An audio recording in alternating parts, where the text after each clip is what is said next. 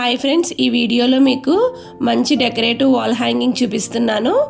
ఈ wall hanging మా పవనక్క వాళ్ళ డాటర్ హాఫ్ శారీ ఫంక్షన్కి రిటర్న్ గిఫ్ట్గా ఇచ్చారండి.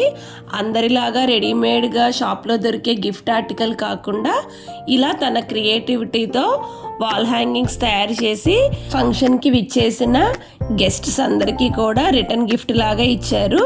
ఇలా హ్యాండ్మేడ్తో చేసిన రిటర్న్ గిఫ్ట్ తీసుకున్న వారందరూ కూడా చాలా హ్యాపీగా ఫీల్ అయ్యారండి.